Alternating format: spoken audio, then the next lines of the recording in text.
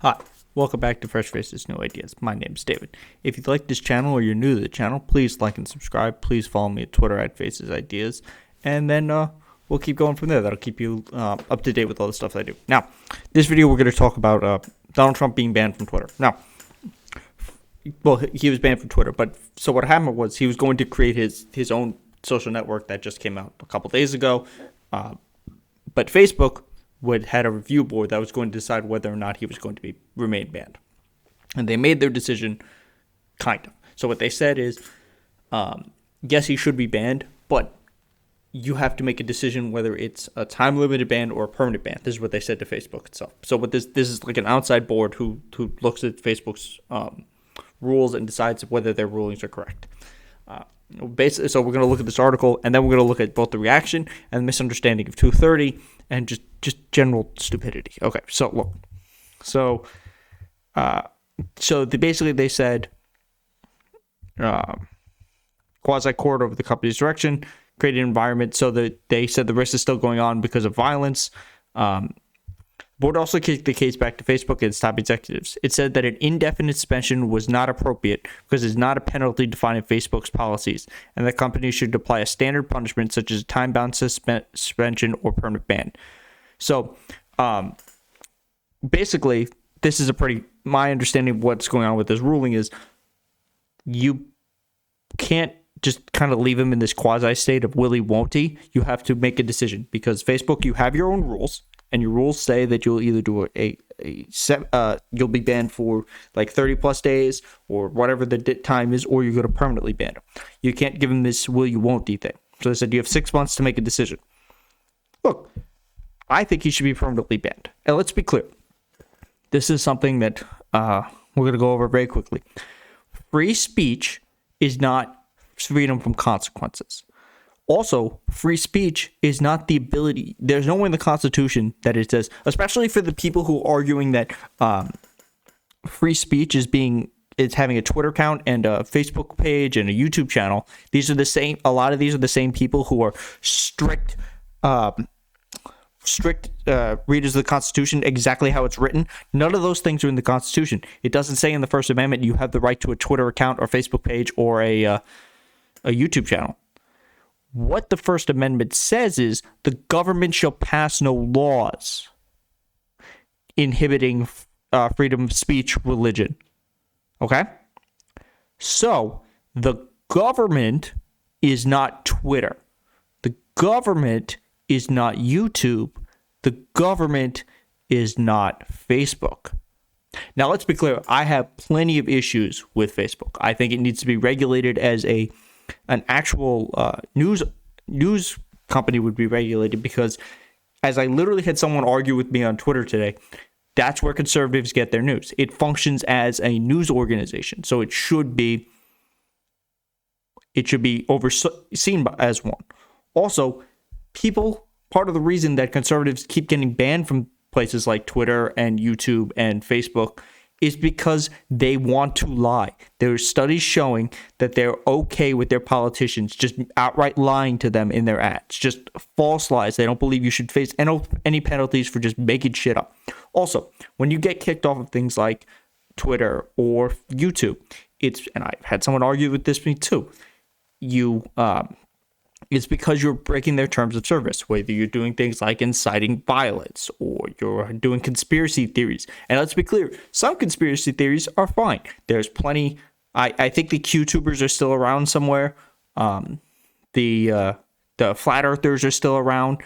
I think anti-vaxxers might, if it's not related to the COVID vaccine, are still around, depending on what it is. But look, there are certain conspiracy theories that are fine. There are some that have caused violence, and therefore you cannot spew them because they are a danger to the society. Generally, anti-vaxxers, I believe you should not have any voice. There is no scientific data to back up this anti-vax idea. There's no scientific data or actual data to back up the voter suppression lie or the voter fraud lie. It just doesn't exist. Okay? So, with those things in mind, let's look at some of their responses. We have Charlie Kirk and Laura Boebert.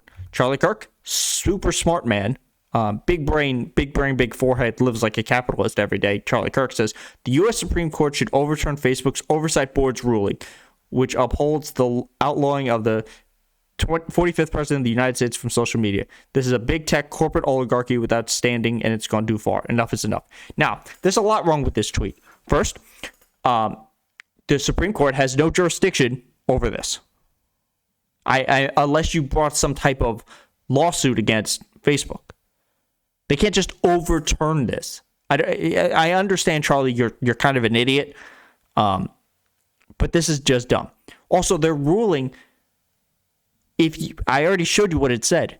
It said that they have to make an actual decision. It didn't outlaw him from social media. What it said was, Facebook, you have to decide which one of your own policies you're going to follow. So if he gets a time-limited ban, and he's able to come back in, let's say, a year or two, he will no longer be outlawed. So Charlie Kirk, big tech genius, is wrong here. Also, we do have a corporate oligarchy. Facebook is not one of them. It's banks. It's the oil industry. It's big pharma. Those are corporate oligarchies that we have. But they only like it when they think it affects them. Let's look at Laura Boebert. So she goes, free speech for thee, but not for me. I guess Facebook thinks the First Amendment only applies to leftists. So, Laura Boebert, you're, as usual, an idiot. Once again, this has nothing to do with the First Amendment. The First Amendment does not say that you have the right to have a Facebook account. The First Amendment does not give you the right to have a Twitter account. The First Amendment does not give you the right to have a YouTube channel. So if I get banned from YouTube for something, I say something that breaks their terms of service, someone reports me for something that I said, or something where my channel is deleted, my First Amendment rights aren't being impeded. What is happening is a company following their own terms of service has decided to take action based on that. So as usual, she's an idiot. Also, it is worth mentioning over and over again that this idea that the right is being silenced on media is just wrong. Data shows the left-wing creators are more likely to be demonetized or removed. Part of the reason that right-wing ones are removed more recently, there was that big purge after the January 6th insurrection, is because a lot of them were Nazis. A lot of them were advocating for violence. A lot of them were pushing the big lie. That's why they were removed.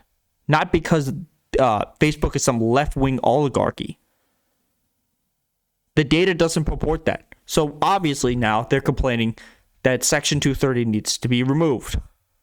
Repeal Section 230, repeal Section 230. So what is 230? Section 230 was passed in 1996, says an interactive community service can't be treated as a publisher or speaker of third-party content. This protects websites from lawsuits if a user posts something illegal, although those are exceptions for copyright violations, sex work-related material, and violations of federal criminal law. So what does that mean? It means that